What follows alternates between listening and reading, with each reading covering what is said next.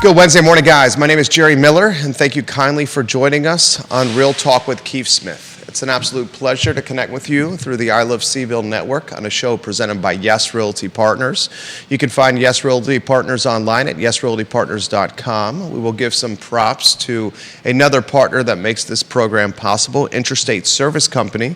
This is a multi-generation owned business that's right here in Charlottesville in Albemarle County in Central Virginia.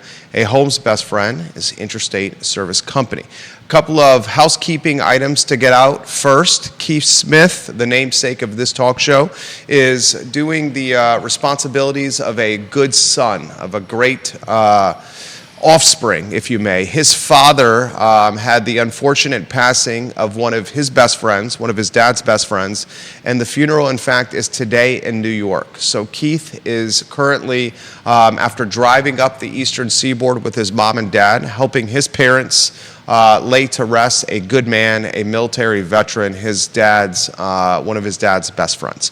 Keith, a chance will be back in studio on Friday. If not, you will see him next week. Keith, our thoughts and prayers, my friend, are with your family, certainly. As I mentioned in our pre-production conversation, Ned Gallaway is in the house. This guy is a rock star. He is a multi-time shower or a multi-time participant of the Real Talk with Keith Smith programming, and I think it's time to welcome him to the show. He needs no introduction, but I'm going to ask him to do it anyway. Judah Wickower, if you can go to the studio camera, and then a two-shot and a one-shot, and welcome the supervisor to the program. Ned, it's great to be with you. We're very much looking forward to chatting with you come budget season. Before we get into the nitty-gritty, how about an introduction to the viewers and listeners about you? Yeah, thank you, Jerry. Good morning. Ned Gallaway, I'm Albemarle County Supervisor, today filling in for Keith. So again, my thoughts are all with Keith and his family. I know with my father, when his best friends were around, like his close friends, they were uncles to us, me and my sister. So the fact that he's up there, it's not just his dad's best friend, but I'm sure this individual had an impact on the family as well. So all thoughts to them, and just hope I can fill Keith's seat today. It's a little different animal to be in this chair versus one of the other chairs, but I've had to put a sport coat on, and Keith's lucky I didn't have a chance to grow a mustache out. And do they make gray in for hair? I might have to put a little bit more gray in. Sorry, he'll probably watch that. That's a cheap shot. Sorry, Keith. But happy to be here. Look forward to talking about some things, and we'll see where it goes. Absolutely. And Neil Williamson, hello. We'll talk that inclusionary zoning piece. We promised Sir Neil Williamson at the Free Enterprise Forum. My friend, it's budget season. I'm going to get out of your way. The show is yours. Anywhere you want to go on a very important time of year for Albemarle County. Yeah, so today, in fact, the supervisors will take action on the budget. We will vote on the what we're going to do with the budget, the advertised tax rates. So where that stands, the county executive brought us a balanced budget with no tax increases. The supervisors, through working through the budget, through our work sessions, did ask for them to come back with some tax increases to pay for some specific things. So what has been advertised that we will then decide if we want to do today or not is an increase in the transient occupancy tax from 8% to 9%, which basically matches what Charlottesville's doing, although that's not the reason for doing it. But when you have a locality that the two are pretty well tied together when we think of tourism, having some consistency there, I think, makes some sense. But we did increase that rate to bring in some additional revenue. The other tax that would be a raise in taxes, the real personal property tax, or what most people pay on their cars. So if back in the pandemic, when the pandemic in 2022, car values spiked significantly. March of 22 was the peak. We're talking 60 to 70% increases in car values, and cars are depreciating assets. They should not be going up in value. But at that time, to give relief, we had reduced the real personal property tax rate from $4.28 per $100 down to $3.42. So it was an 86-cent tax decrease. This year we looked at, so what has been happening over the last few years since we've done that, because we've left that rate alone, car values have started to realign. They have not returned to what they were pre-pandemic values, but in February at least, the last time I read a report on it, cars had about came back half of what they had increased. So it was 60, 62, 64% was the peak. You've recovered half of that value in a decrease. And since we did not adjust the rate, you have falling values and a lower rate means less revenue coming in from that source. So in order to, and I'll talk about what these taxes are going to be programmed for, the advertised rate for that was to go from 342 up to 396, which is a 54-cent increase. So it's not returning to the old value, but it is returning back to what we were bringing in about revenue-wise back before we reduced the rate. So the rationale there was, all right, let's not just increase the rate back to what it was, let's try to go back in and stabilize or equalize what the revenue is that's coming in based on cars, and then of course machinery and tools tax is there as well. Those are the two big drivers. Now why did the supervisors want to increase and advertise those rates? Primarily it was for public safety issues. We had no room or nothing was brought forward in the county executive's budget to increase fire positions, police positions, and the sheriff did come in and ask for 4.5 positions, and none of those were included in the budget. Adding police, fire, and sheriff positions are not those are an expense. So when we were looking at, and this really came on the heels of when, if you all remember when the different brush fires were all running through the area, that tapped us out. We hit capacity that day. And a lot of times we talk about public safety operations in the big event, like, oh, a plane crash or a hurricane or a tornado or something like that coming through. No, it took a couple of brush fires that thankfully didn't harm life, and the structure damage was not as what it could have been. But we were tapped out and had to declare a local emergency to be able to bring in resources from other jurisdictions, which we did. But the fact is, we cannot afford to not have our capacity stretched, because let's say we had one 2-vehicle accident that day on I-64, who was going to respond to that call?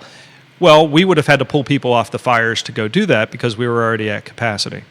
So the dollars and the revenue that will come in from these particular tax increases will go to pay for one sheriff position for the sheriff's department, one additional police officer position for the police department, and then the bulk of it is going to go to helping the North Garden Fire Station, who needs paid staff. They made a request last July. Volunteerism is down, and they're having trouble fielding the calls and dealing with what they're dealing with out there. So this will allow us to get some paid staff out to make sure that we're providing the proper fire services at North Garden.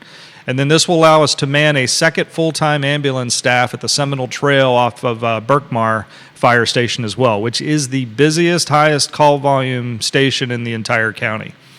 That ambulance, we've got the ambulance, we just don't have the people to man it. And that's $1 million right there, just to man a full-time, 24/7 ambulance team. This is for half-time, half a year. As a way to try to budget it in. It would allow us to do it at the midway of the fiscal year for both North Garden and for Seminole Trail. But that's what it's going to take in order to get those positions on the street. In addition, it's one more Hearts team. Hearts is our team that exists that we put in place a year ago. That is a person from the social services department, a person from emergency services, it could be EMT or it could be fire, and then a police officer that are trained to deal with people in mental health crisis. And we've just in the last three weeks, they've been out there doing good work. So the calls for service for the Hearts team, this will allow us to put a second Hearts team on the street. And all of us are in favor of that. And the community is in favor of that. I've yet to have anybody, when I've been out in the public speaking about the Hearts team, go, "Oh, that's a bad idea," or that's not a good approach to community policing. So the increases in revenue that will be brought in by these tax increases are specifically going to those things to pay for those. And that's at the supervisor's request. I emphasize that, because not a lot of times, but sometimes folks think, well, is the board just signing off on whatever your county executive or city manager bring you? And in this case, it was no, we felt there were things in this budget that needed to be addressed, and you have to make decisions that if you don't have the revenue, then you have to go get the revenue to do it. So that's where we're at with the budget. We'll see if all the supervisors agree with those advertised tax rates, and we'll take the vote today to put it in place. The kind of X factor is that this will yield about between $2 and $3 million for the schools, which had about a $13 million budget gap on their request. $8 million or so of that is from the state, and they're still on the hook because we don't know what the hell the state's doing with their budget. So once the state figures out their budget, the school division will then know, all right, how much of a gap do they have? Their gap has been decreased by about $2 to $3 million just from the tax changes that we've made if we in fact go ahead and vote for those. So, I always tell people to pay attention to us during the budget because you learn what supervisors prioritize and find that are important.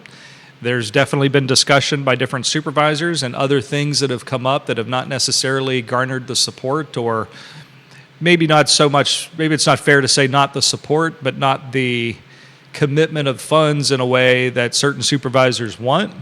But you'd have to go back and revisit all the work sessions to listen in to who was discussing what for that. But I was thrilled. I was pushing for the police position, and that's a priority.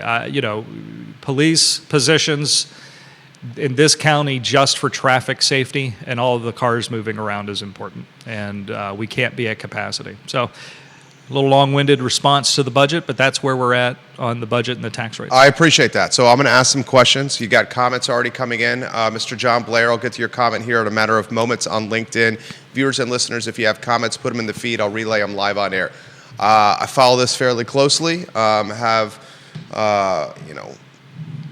Got to know you through this talk show and some of your colleagues. I would think both of those tax increases are going to be approved, especially when it comes to schools. Schools are something that galvanizes generally the community in totality. The budget deficit, Judah, if you can handle that, the $13 million that the schools are behind, not all Albemarle County on the county shoulders. As you highlighted, the state has a good chunk of that. Once we get some clarity in Richmond, and if we get clarity in Richmond, I would think occupancy, raising that tax to match Charlottesville is a no-brainer. The 54 cents on personal property is going to sting a little bit, and this is where I'll ask my question, and then I'll get to the viewers and listeners. How do the supervisors navigate a tax increase like 54 cents on personal property at a time when everything is more expensive now? Credit card debt at all-time high, assessments at all-time high, and folks are penny pitching in their households. Yeah. So, it's a good question and fair question. And any time in the past, now we haven't raised the property tax, the actual property tax, since 2019. And this is probably the first time you have a board of the political makeup that currently exists who decreased a tax back in 22. Values were so high, though, I think it went unnoticed because people's bills still went up even with the rate decrease. But he's basically talking about during COVID, and he knows this industry better than anyone. During COVID, used car prices spiked out of control. They were increasing in value as opposed to depreciating, and that's when we all felt a sting. So the county did county residents a solid by basically look, we see the tea leaves here, let's hold off for now. Yeah, and that first year was $7 million. So the revenue, if we would have left the rate alone and not did that decrease that year, it was a $7 million item. So we basically said we're going to forego that $7 million in revenue for that budget year. Now, we were also in the midst of the pandemic, and we got very austere in what we did in response, which was the right thing to do. I was pleased with our staff on that. But when I said that the county executive didn't bring these positions forward, the supervisors have to look and go, what is not funded in here? What services are we not provided? And I was reluctant when it first came up for raising the real personal property taxes, the full 54 cents. But I do understand it's almost like an equalization type of thing, meaning that if we had equalized the property tax, there would have been a reduction in tax rate there based on the revenue of the previous year. So the supervisors asked them to go back and find a rationale and try to hone in on what it would take to cover these additional services, and the bulk of which I explained, are these public safety items. And, we had great turnout at our town halls this year for the budget. We also did them a little differently, which I think helped with turnout. And I've been able to talk to constituents in the Rio District about this increase and why we're doing it. Every time that I have explained to folks, forget your political thoughts, forget where you stand on taxes, even the notion of it is difficult when a tax bill goes up. I know that. every citizen that I have talked to is always open-minded to say, what are you using that increased money for? And when we explain what it is for, now they may not always still agree, or they may still say, well, that's still painful, or maybe do you need to go that far? So I'm not just saying they just go, oh, great, you're doing a great job. But they're open-minded to understand where the dollars are going. So with the public safety items and why we're doing that, the rationale has been there, where I think folks are understanding of why we need to do this. The fact that property values did not spike as high as they have done the last 2 years helps, because folks are not seeing big jumps there, even though we are realizing still an average 4% increase and getting more revenue from there. In the Rio district, what's interesting, I'd mentioned this before the show, that some of the older neighborhoods are around 0%, even saw some decrease in property values. Your Woodbrook, Carsbrook area, some neighborhoods like that in that area. But townhomes are the ones that seem to really spike. So I was saying that's a call out to the folks in the feed, that somebody could explain to me why attached homes and new townhomes and things like that are seeing increases in values. I just like to understand it. I don't know if that's countywide or just in the Rio district. I think perhaps those are a little bit more affordable in price, and as there's affordability in price, the attached homes demand is greater, and as the demand is greater, it's driving up price on that type of housing stock. Yeah, and it's just doing what the rest of the market is doing. Right. So, that's where we're at with that. The schools, getting money over to the schools, they brought in an additional, they saw increases in revenue even before they built their budget based on what we were bringing in before the tax increases. So they still had an additional request of about $5 million. So even if the state still gave them what they had received before, they would have had about a $5.5 million gap in their request to the locality to pick up that $5.5 million. So when you look at it from that perspective, this will also provide them, in the way that we split revenues, new revenues coming in, about it's about $2.5 million that they'll realize to help with their funding issues on their side. Questions. We'll get to them now. Let's go to LinkedIn and Mr. Blair. He says the Board of Supervisors is making the right move in providing professional staff to North Garden. That geographic area of the county needs greater investment. That area is also growing. So I agree with Mr. Blair there. Mr. Williamson, the property tax revenue has increased, but property tax rate did not. He puts that in the feed. Logan Wells Calelo watching the broadcast, and multiple media outlets watching Supervisor Gallaway here on the show. I'll throw the school budget to you. It came up yesterday on the I Love CVille show. $269,400,000 to fund Albemarle County Public Schools. Basically, we'll call it $270 million for an even number right there. It's a great chunk. It's a good chunk. Some folks were asking yesterday how you gauge and balance performance with the schools, with funding for the schools, and increased requests for funding from the schools. So in Virginia, the lines are pretty black and white. Mm-hmm. The supervisors decide what to send over. Uh-huh. We do not get into judging on performance or objectives or goals. That's the school board's job. The school board. You were formerly a school board member. Yep. It was my job to judge how the school division was doing when I was a school board member. Right. The funds come over, and then the school division or the school board has to decide how those funds are programmed. Mm-hmm. If memory serves, back in 2015 was my last year on the school board. I was the chair at that time. I think we were in the $180, $190 million range. So that gives you an idea of what's happened over the last 10 years. A school division, every school division, anywhere, the biggest expense for a school division is staff. So of your budget, 60%, I think it's around 60% of that's staffing, so salaries, and that's not their benefits. Mm-hmm. So you add in the benefits, that's another 24%, I believe, is all the benefits of that. So you do that math, you're quick, and I haven't even talked operations yet for all the different school buildings that are out there. So when you think about what the hell, $270 million, what is that going to? The big percentage of that are going to the people that are employed by the school division to do it. And I'm of the mind that those teachers aren't being paid enough. So that's fair, yeah. That 270, it's a high number. Yeah. But a lot of times when I'm talking to folks, I'm sure there are people out there that feel like teachers are being paid enough, but I don't think that. Yeah. And I know a lot of people that don't think that. So if we wanted to even pay them more to be able to keep people retained as teachers, doing a quality job, you know as well as I do, it works in every industry. I just read an article on LinkedIn yesterday that said if you want to retain top quality, high quality people, you got to pay them what they deserve. Yep. Right? We're not doing that, and that's a national problem. Right. So 270 million, about 220, 230 of that is going to your salaries and going to your benefits. And not, people like to take shots at the admin and central office, and it's top heavy and those salaries are higher. Well, in an organization of that size, you need different people in that place. Now, I'm not going to start nitpicking as this position or that position there. That school board has to do that part. But that's where the bulk of this goes. Your operations run about 11% or 12% of that total amount. So you're quickly honing in on $270 million just to employ the people and then operate the schools based on what you need to open the buildings every day and put it out there. Hanover County School has got 4,000 more students than we have in their pre-K than we have in our whole division. So you could imagine the size of their budget.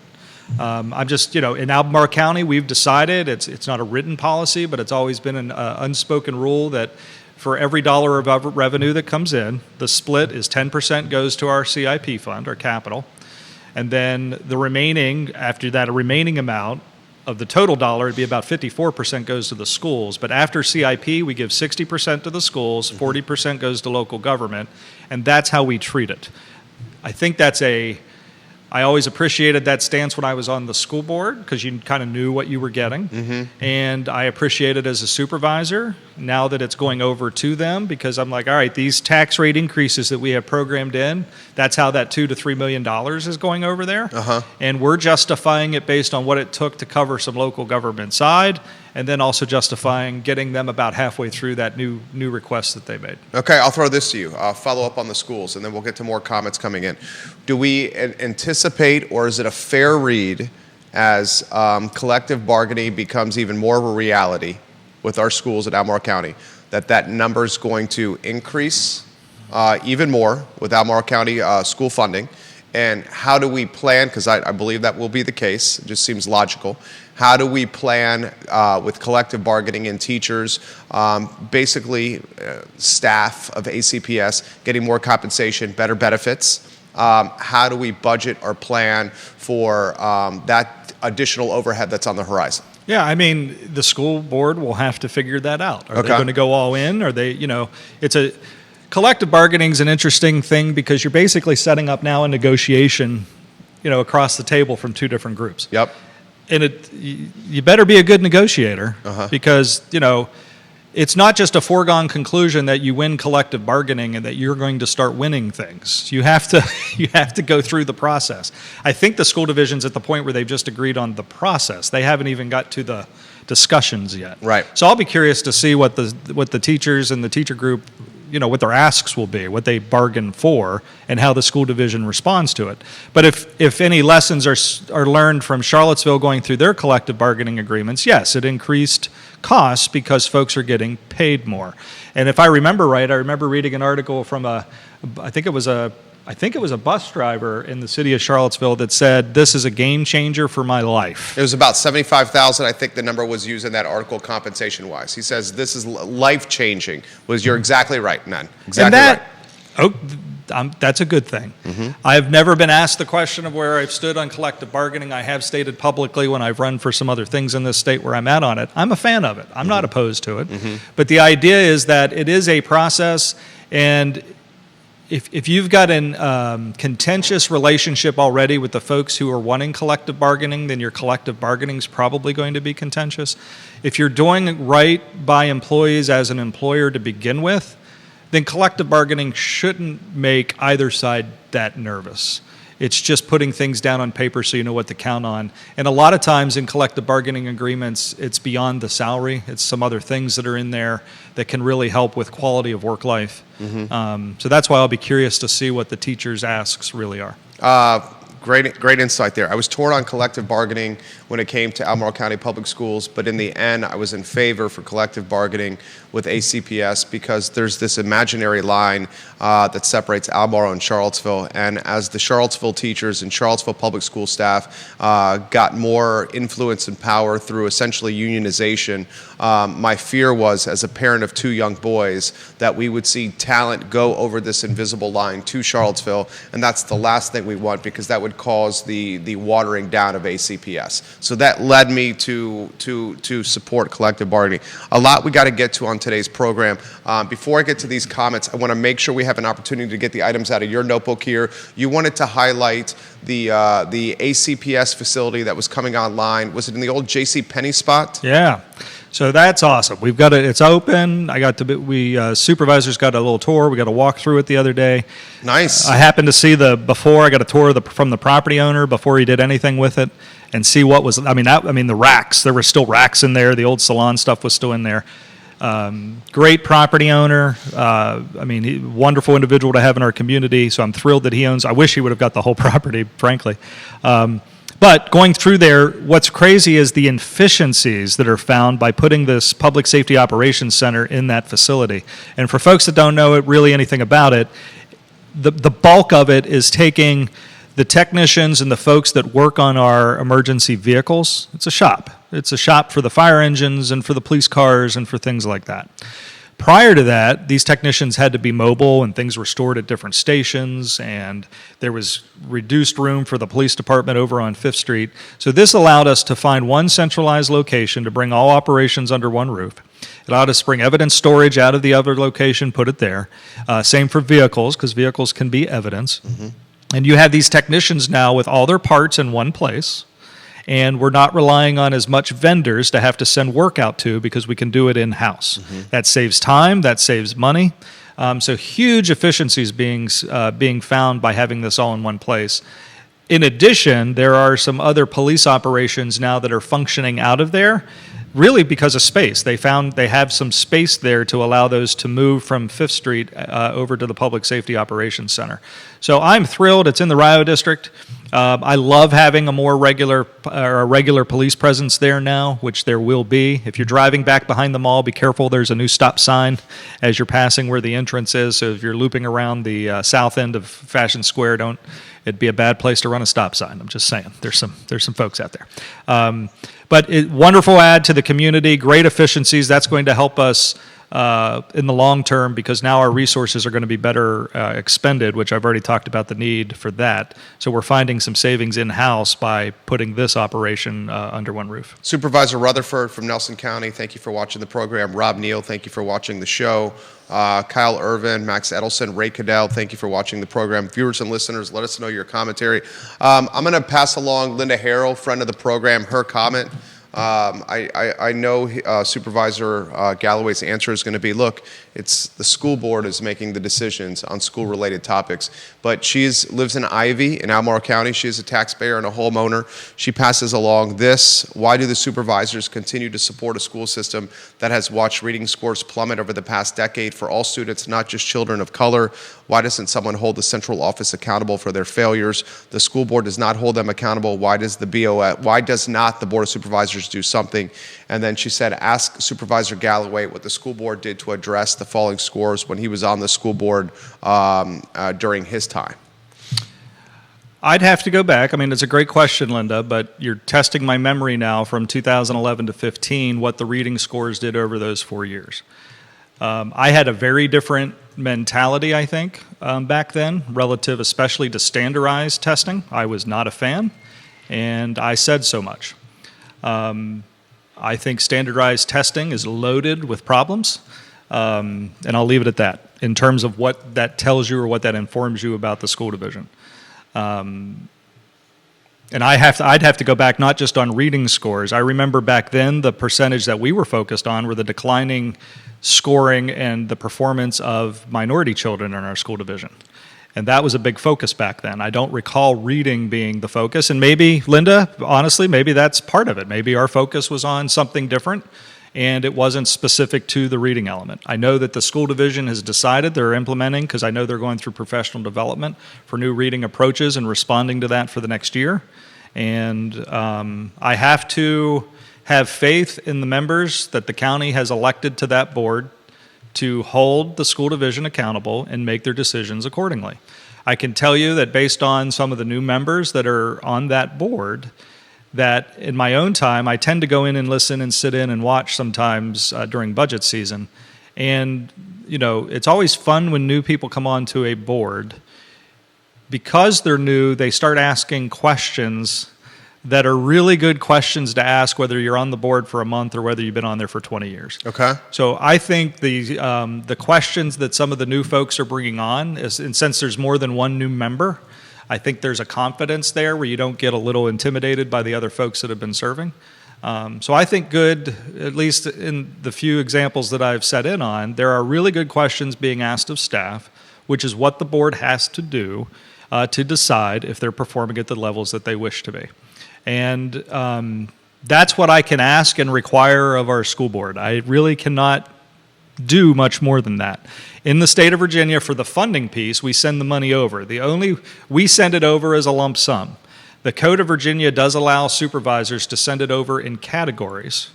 And even then, you're still limited. It's not that I can say, here, I'm going to give you an extra $1 million and you need to use that for reading interventions. We can't do that. That's not allowed. We can send $1 million over and hope and wish and say what we would like them to use it for, but ultimately the school board has to decide what that money goes to. If you send it over in the categories by the state, what that means is the Board of Supervisors could say, all right, we're going to send them $100 million, and 20 of that will be for transportation, 50 of it will be for instruction. So there's some categories that you could send it over in dollars. I'm not aware in Virginia how many places do it that way versus not. I've just never looked into it. But I understand that it's a way sometimes for supervisors to try to influence it. But look, they're an elected body. Elections matter. You know, when I ran for school board, folks that did not have kids in the schools would say, well, I'm not that engaged with it. How do I know if you're going to be a good school board member? And I'm like, look, 60% of every tax dollar you spend is going to that division. You probably should know how I'm going to spend it. 100%. So that's important. It's not that I'm not concerned. I still have 2 kids in the school division. Right. I'm concerned about the same concerns. And as a parent and as a resident, I'll ask my school board member those questions and put them and do my job as a voter and a resident to do that. But as a supervisor, I do try to respect the boundary of other boards, not just in our own county, but in other jurisdictions, of going, all right, that's their side of the fence, that's their world, they have to be responsible for it. Happy to give commentary, I guess, as an individual, but right now as a supervisor, I guess that's my response. I thought that was a fantastic answer, and I have a follow-up for you. He mentions the new school board members, Charles Pace, for example, Allison Spillman, for example, the at-large representative, Rebecca Berlin, again, in the Whitehall. And I love following this. I'm a local news junkie, just like yourself. And I have also seen fresh questions being asked by these fresh representatives on the school board. That's great. What did you make and what do you make of how politics in the county have either evolved or progressed? The at-large race with Spillman and Dr. Meg Bryce gained national attention and had funding that was at levels that were, some would call obscene, some would call the new world of politics that we live in. I believe both over $300,000 individually in funding dollars for a school board race. I'll throw an open-ended question to you, then we'll go inclusionary zoning, and you're crushing this here. You always do. What are you making of how politics are evolving in the county we both live, all 3 of us live in? Well, I almost in many ways think it did a disservice to those 2 candidates. They got pulled into something that was bigger than the local issue of Albemarle County School Division. And, you know, Miss Bryce and her family relationships, and then political powers that be, and money getting thrown around for reasons that was all that money being spent really about reading intervention? Probably not. I would say definitely not. It was political turf. Yeah. For both candidates. Right. And you know, both of those candidates probably And I don't know their motives behind it. I don't know either of them very well. But how often were they dealing with those types of questions versus actual mechanics of day in, day out school operations? Back in 2000, what would it have been, 11? How much did you raise in 2011? Oh, 20 grand for the at-large seat. And my opponent, who was the chair of the Republican Party that year, she raised, I think, 12 or 13. And there was actually a third person that might have raised a couple $100. So you're talking total, what, 30-some grand? But what's interesting is back then... Versus 600,000 for the same race in 2024, 2023. So, yeah, right. Yeah. But back then, the last time we had supervisor races where individuals were raising, the expectation was 100, 120 grand. You go back to when Rodney Thomas, Dwayne Snow, and Ken Boyd ran as a collective ticket, and all of those supervisors were raising 100 grand or more to compete for that seat. And, in 2011 dollars, that was a big deal. Mm-hmm. So when I was running for supervisor in 17, I was like, oh man, I'm going to have to raise 100 grand if it's a competitive race, because that was kind of the norm of what you would need to do. So it's happened before, but I like to say, okay, now that all that money was spent, $600,000, if that's I trust you that that's the number. Now one of those individuals is elected, and the attention and the energy that was behind that dollar race, is it still being focused on that individual in the school division and what they're doing? For better or worse, I don't really know the answer to that question. I'm sure some are. But campaigns have this funny thing of happening and getting people swirled up because of the political nature of it. And then in Virginia, you quickly move on to the next campaign. So, they moved, after that race, they would have moved to, this year, and it's a presidential race. And now all those political ops are getting geared up for congressional races and the presidential race, and then the following year it'll be government. So the tides turn from, there is a difference between the politics of campaigning and then the act and the actions of government. And that's why, campaign events, I had 21 people show up to my town hall on the budget this year. I bet if I was campaigning and it was a competitive race and there was $600,000 on the table, if I held a political event, I would have probably had, 5, 6, 7 times that people? Easily. Yeah, if not more. Yeah. And it would have been on both sides of the aisle. Right. Now, once you're elected, those folks, I'll give, I do expect, and I'll steal this from Tony O'Brien in Fluvanna County. He said, look, sometimes people don't show. Not necessarily because they're disengaged, but they put you there to do a job, and they're expecting you doing your damn job. Yeah. And I love that Tony pointed that out, because I think that's spot on in a lot of ways. It's okay, maybe they're not disengaged, but hey, Gallaway, we voted you in. We're expecting you to do a good job. We're not always going to agree with you. We're not always going to be happy with the decisions, but we're also expecting you not just to fluff it, and not to go in and not take it seriously. Sarah Williams, watching on YouTube, she says, you have to think COVID virtual learning took 2 years of classroom learning from these children, and the teachers are having to play catch up to get them caught up to grade level. So she highlights that point as perhaps why some performance levels have struggled. It's where he's spot on, by the way. I think that's spot on 100%. I want to cover some other topics with Supervisor Gallaway on today's program. This is one that it's coming up on the feed. We anticipated this coming up. The politics, and you are a true professional with representing Albemarle County. You've done it at the school board level. You've done it at the supervisor level. I've said all the time, many times on this program, that you have state senator, you have delegate written all over you, and your upside is significant in the Commonwealth. What's going on with politics at the local level and how it's quickly going into national or geopolitical level? In Charlottesville, they had a ceasefire resolution, the city councilors, that was rammed down their throat by taxpayers. And a vote changed on this ceasefire with Israel and Palestine and Gaza and Hamas. Initially, the councilors said, we're Charlottesville, we're local. What are we talking about this for? And then second time, after some in-person bullying at a council meeting, the vote changed, and then the resolution for ceasefire was approved by councilors in Charlottesville.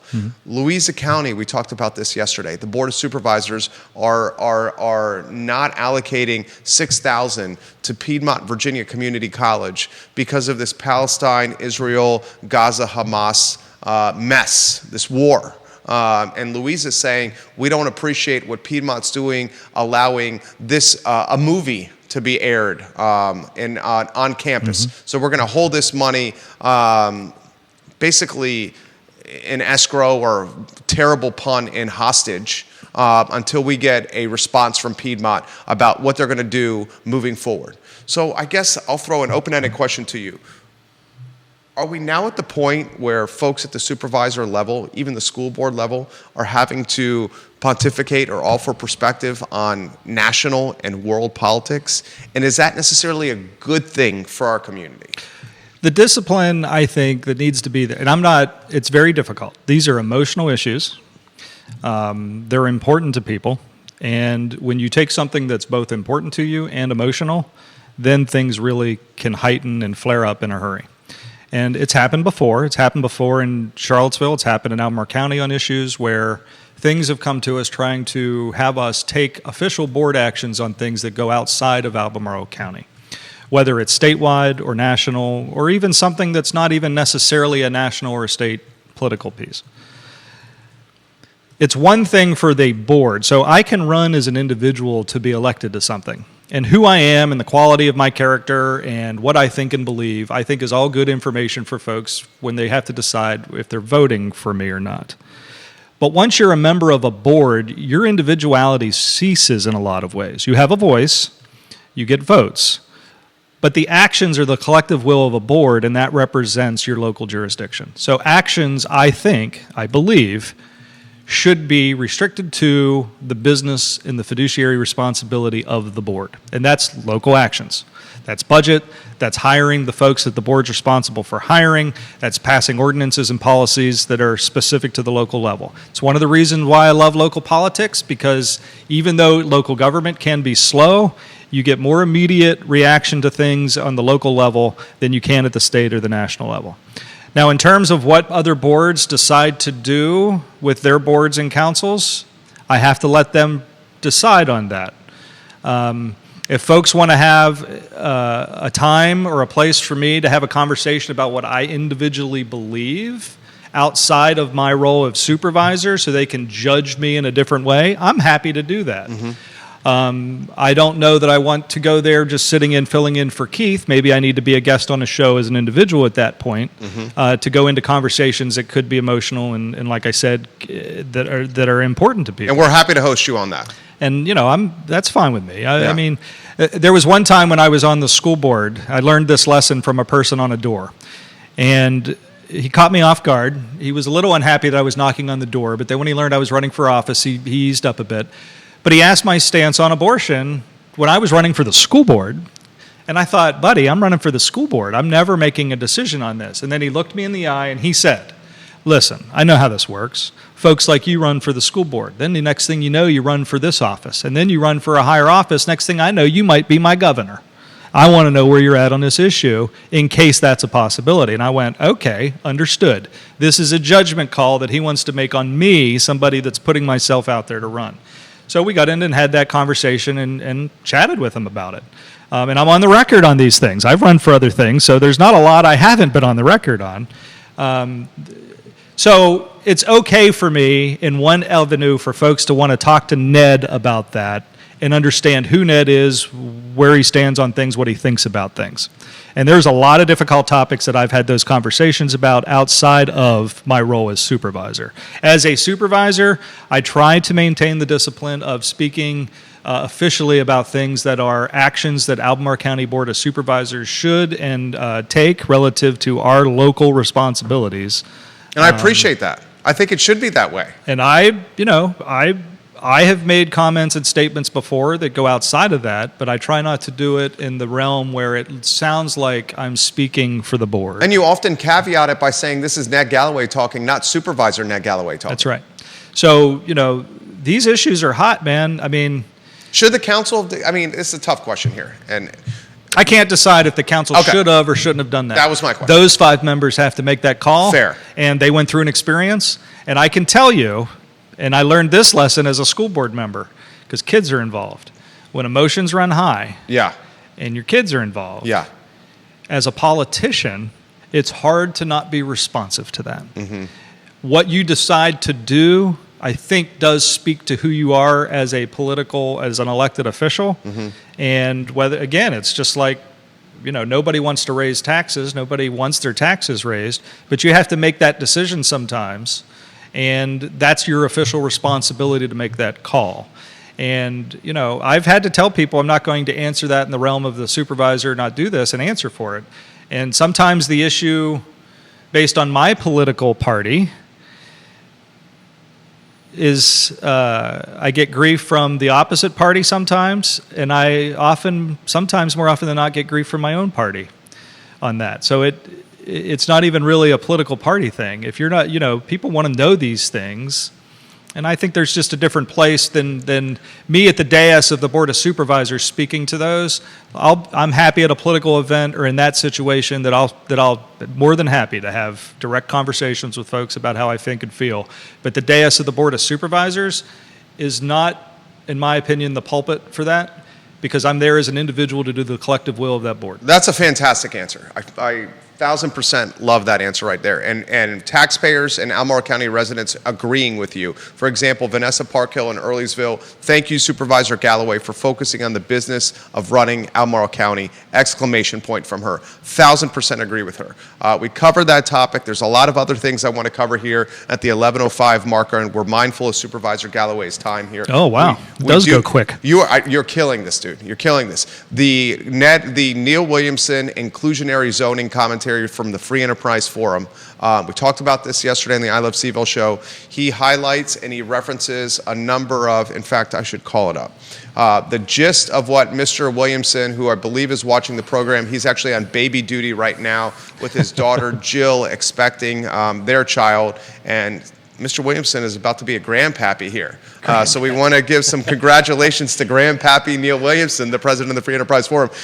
Neil highlights a recent report from the UC Berkeley's Turner Center for Housing Innovation, authored by Shane Phillips of UCLA's Lewis Center for Regional Policy Studies. The gist of Mr. Williamson's commentary is inclusionary zoning when government gets involved in housing and ties it to area median income or affordability, a certain percentage of housing stock from developers earmarked for affordability or area median income levels. These reports and his commentary says will actually do the opposite of what inclusionary zoning is intended to do, which is create more housing that is affordable. Instead, it will backfire and create less housing stock. Open-ended for you on that topic. Yeah, first off, at 11:03, this topic is a great one for a Ned and Neil program at some point. Mm-hmm. Just this topic could be an hour-long conversation. 100%. Unpacking the article that he cites, I've only had the opportunity to read through it once. There's a lot in there, and with time in mind, my response would be, Neil's not wrong. Inclusionary zoning can decrease the overall production of that. In fact, a local developer, I won't call them out because I didn't get permission to use it, but this tool, inclusionary housing or inclusionary zoning from the National Multifamily Housing Council. So, and like Neil, the article he's citing, these are people coming from the housing industry. So these are not people like attacking this stuff. It's folks trying to get the housing and trying to analyze what do you need to do to make it happen. But they arrive at the same type of piece that, inclusionary policies, if it's not done properly, can ultimately have unintended consequences that you don't wish to have as a locality. So I get that. I think Neil's bigger point, which he is often, okay, Neil, I'm putting words in your mouth, that he often cites, and I appreciate, is are the policymakers doing the right or proper or proficient, maybe is the best word, cost-benefit analysis of the policies that they're going to put in place so they understand what those unintended consequences could be and then make decisions accordingly. So, for example, like part of what Neil shared in his article out in the Los Angeles area was dealing with ELIs, or extremely low income units. Now, these are 30% AMI units. So, of course, the impact is going to be greater because you're going from maybe 80% policy down to 30, and that's a huge change in income and financing sources for a project. Just going from 80 to 60 in Albemarle and from the 15 to 20, not as extreme, and it's created the same kind of concerns, like this is going to shut down housing production. So, to get to an apples to apples comparison, like I want to go back and get into that article and understand, all right, what are the analytics that this guy got into, the author of the article, and apply that to the Charlottesville-Albemarle region or the entire region to understand more that if we do inclusionary zoning and we subsidize a house, what's the unintended cost, or intended cost, if you will, of getting that affordable housing unit online? Knowing full well that, yeah, we're moving from 80% AMI to 60, from 15% to 20 now that our incentives package is in place. And all of these articles that speak to this issue say that the incentive has to match the change in financing sourcing for these units, especially rentals, or else it doesn't work. And if you don't do that, then you could cease production because folks just won't do the project. And if it's not voluntary, then you get nothing done. If it's voluntary, then a developer could look at it and go, okay, it works, I'll do it. It doesn't work, I'll do what my other option is, and we can at least bring more options online. The article, though, also stated that you do get more affordable units through these programs. It just means less units overall, and I think that's the lesson we have to be mindful of. If I'm getting less units overall, and the less market rate units are increasing to subsidize those lower units, and there's no public subsidy coming, it's all being done in the private world, then you're seeing, while you're keeping affordable units online at a lower rate, you're going to skyrocket the other ones. So I get that, and I think that's Neil's bigger point, making sure that we understand that. But it was also a transient-oriented communities that this guy was talking about. So they already have a voluntary zoning piece that includes density bonuses in these transit-oriented communities out there, and it sounds like that's actually working. It's a voluntary piece, so it's like, okay, I want to understand that a little bit more. But I think Neil's correct in knowing, I don't know that when I say I don't think we know, I'm talking Ned doesn't know the analytics that are behind this article to our region. And we probably need to do, like Keith often talks about, doing a return on investment analysis or an economic impact analysis of the housing market. Similar to the economic impact analysis that was done on the defense sector. Correct. Which found it had a 1.2 billion with a B impact on the region. And that was financed. This analysis was underwritten, is a better word, by the Chamber, the City of Charlottesville, and Albemarle County. And that analysis proved to be, wow, it's even larger than we anticipated. Keith has alluded, he thinks the economic impact from real estate could have, perhaps not at the 1.2 billion level, but a very high, a much higher level that's anticipated. And if that's the case, and you understand the importance of that, then what does that mean to your policies on housing, right, whether it's affordable housing, inclusionary zoning, what have you? The folks here talk about the recommendations, the National Multifamily Council, and they say provide sufficient incentives, right? This is talking about if you put in an effective inclusionary policy, here's the 4-tiered things that we suggest that you need to do. Provide sufficient incentives, target strong markets, offer flexibility, keep it simple. So when we pass the developer incentives in Albemarle, there's debate right now, I think, about whether or not the incentive is sufficient, which is fair. The flexibility is the piece where I'm saying to developers, we didn't hardline it. We put the flexibility in there, and a lot of other incentive tools are there. Now we have to talk project specifics, just like you do in an economic development project, to understand if the project's viable or not, to give us the affordability and give you a project that makes sense to move forward on. Target strong markets. We're in a strong 100%. Strong market. Yeah. Keep it simple. All of the recommendations that I read in this particular article about keeping it simple, we asked staff about how they're going to do it, and I think we're achieving that. So I think we're going along the lines of it. But to look over here at the article that Neil has, and Neil's going to be more expert on this stuff than I am, to understand when you take a below market rate, they use the term below market rate unit versus market rate unit. Of course, no matter what you do, if you move it from 100% AMI to 80%, or you increase the percentage of units, from market rate units totally, you are going to decrease total supply, I suppose. In our market, what that ratio is something I can't answer. Like if somebody said, all right, you're moving to 20% total units at 60% AMI, what is the offset or the cost benefit analysis compared to the market rate units?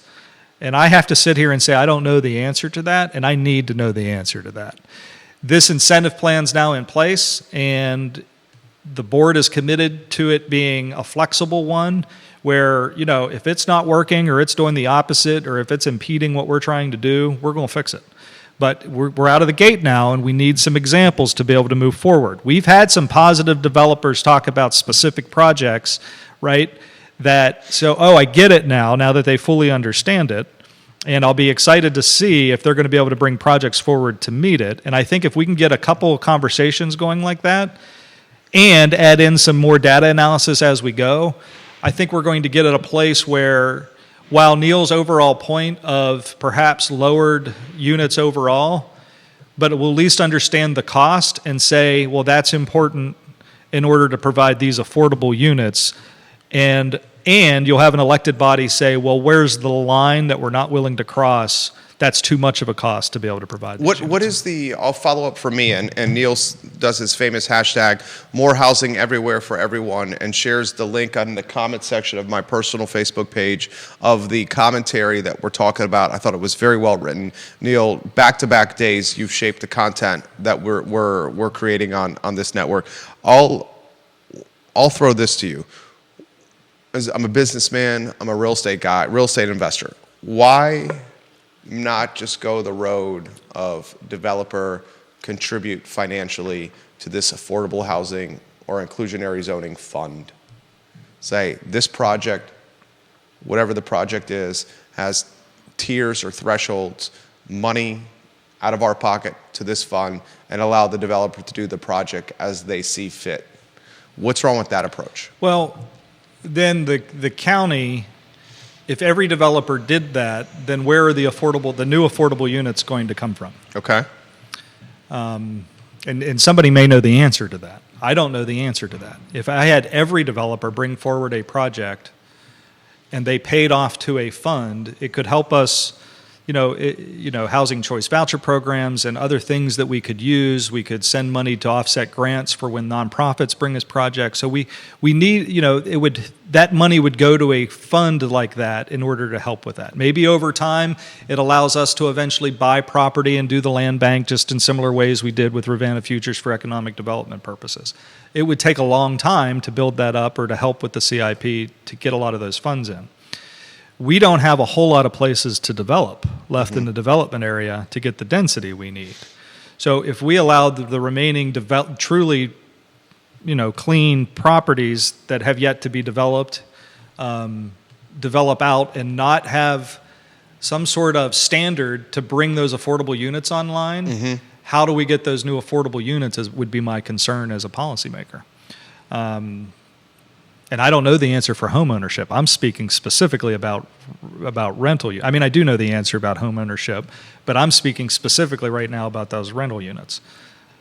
It's just Keith often says it, right? It's a silver buckshot. It's not a silver bullet. There are so many different things that we have to do, and the cash in lieu is an option that has been put out there, but I would rather figure out a way where if I can incentivize and help get the financing burden gap closed to get the affordable units online for the new places, because we're targeting density in specific spots and there's only but so many opportunities to do that, and get those affordable units online so that I don't have to gamble with whether or not we get those new units, that's where I'm at as a policymaker. Okay. I got a couple of items that I want to get out of my notebook here.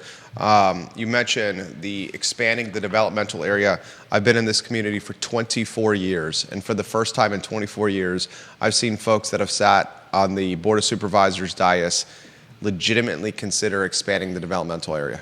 This came up at a recent meeting. I was watching, a number of others were watching, and it was, Mr. Pruitt, I believe yourself,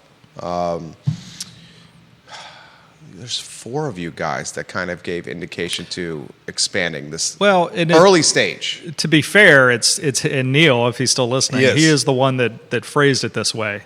The Albemarle supervisors discussed having a discussion about expanding the development area. And even that, and he quoted me saying that the expansion of the development area is the third rail of Albemarle politics, and it is.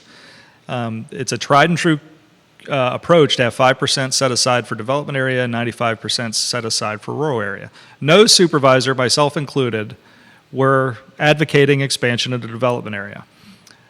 But I believe Supervisor Pruitt, and I don't want to speak for him, but Supervisor Pruitt would be very much in favor of expanding the development I think area. even he had some brakes pumped on fully going there. Okay. But look, at some point, if you're going to have an approach where you say you're going to put all the density in the development in one spot, growth isn't going to stop. Growth is going to continue, population growth.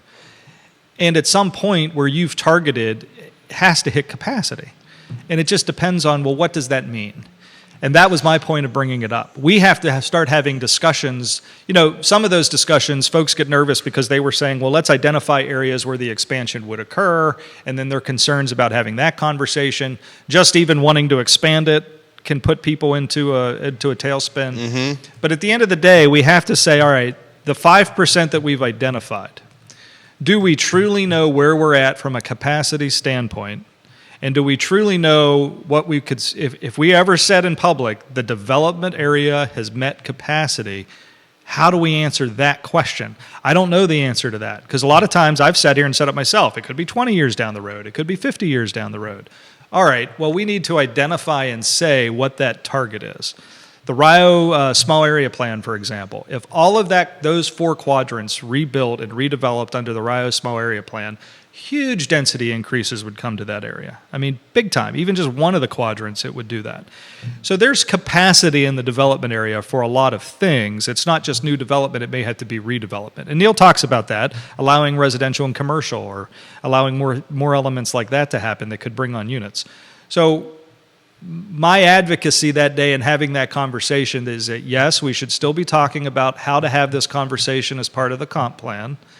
And whether it's a tough conversation or where you stand on the matter, just from a proper, responsible planning approach, we need to start sending some benchmarks to say, is this, so that we can say it might be 20 years or 30 years with a little bit more certainty, what is the goal line for hitting capacity? And I don't know the answer to that, and I think it's worth knowing that. I think 20 years ago or 10 years ago, I wouldn't have said that because it just felt like it was so far off. But things are, some of those final places in the development area are getting moved up, so it's time to start looking to redevelopment. And we need to know what it is, or else we can't plan for it. Your fans and supporters are giving you some props. For example, Lisa Costello is saying, "Hey, Ned," with multiple exclamation points. Some of your colleagues on the board watching the program and other boards as well from other jurisdictions. We'll close with this. You carried the show. The show went even better than expected, and I had high expectations for the program. Any one-hitters or potential updates on Rivanna Futures? Former board chairwoman Donna Price highlighted this was the greatest economic stimulus or driver in Albemarle County history, what you guys are doing with the purchase from Wendell Wood at Rivanna Futures to build essentially, I've called a defense contractor, I've dubbed it a spy epicenter in northern Albemarle County. Mm-hmm. She called it the greatest economic impact for Albemarle County, save the University of Virginia. Well, it put Albemarle County, we've come a long way in our economic development efforts since 2015-16, because back then there wasn't even really any plans for economic development. Just starting to figure out that we should have an economic development strategy, we should have a team, we should have staff committed to this, and all of that has happened. And, with the comment of government can move slow, moving from where we were at just 8 years ago to where we're at now with economic development has been light speed in the government world. And I think that's going to be a huge impact on the economics and the local economy. And down the road, as that starts to come online, this is the type of thing that starts to not put as big of a burden on property taxes, because you start getting revenue through other ways. And we're at 66, 68% of our revenues coming from folks' houses, from land taxes. And to get that percentage down, you need to find the revenue somewhere else. And this is the type of project that's going to eventually lead to that, so that you don't necessarily always have to turn to the property tax as your biggest key to move a revenue, or the real personal property tax in people's cars.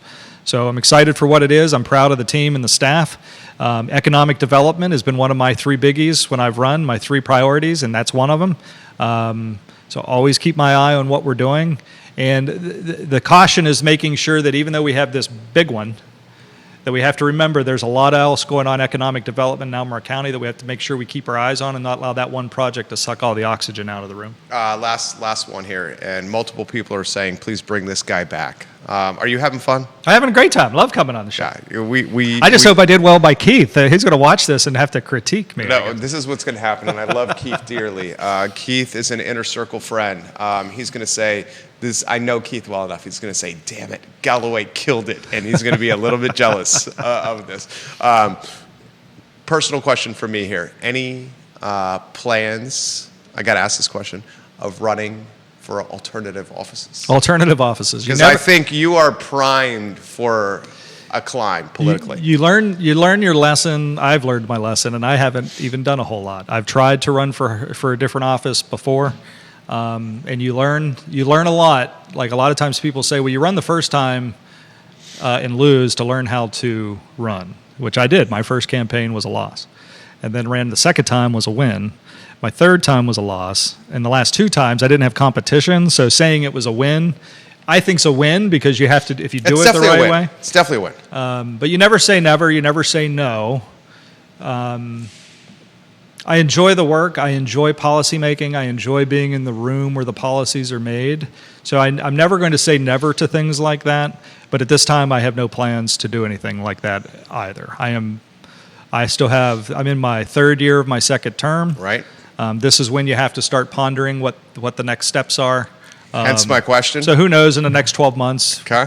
That's a perfectly appropriate question that I'm sure I'll be asked and be prepared to answer. But right now, that's where I'm at. Ned Gallaway was on fire today. He is supervisor of Albemarle County, one of them, the Rio District, and he undoubtedly exceeded expectations today. Hey, and make sure those people give me some townhome value questions. I truly want to know the answer to that, and I think you're on it. Yeah. And I'm not saying that I don't believe that, but if there are people with input on that, put it in the feed or send it my way, shoot me an email, something like that. The Woody Finchams of the world. Yeah. The detached housing stock is increasing in value. We're curious attached of why. Or sorry, attached. Townhomes. And single family attached. Yeah, that's I'm right. just curious about that. Linda said you did a fantastic job today. Ned Gallaway, Thank you, guys. This show is archived wherever you get your podcasting content. You can find it on Real Talk with Keith Smith. We encourage you to support the partners that make the show possible. Click the Partners tab, and it's the vetted, trusted advisors to help you get to the closing table and beyond in real estate. The I Love CVille show is up at 12:30 p.m., where we're going to highlight some of the content that Supervisor Gallaway highlighted on today's show. Thank you kindly for watching. So long, everybody. He's going to tell us when the mics and cameras are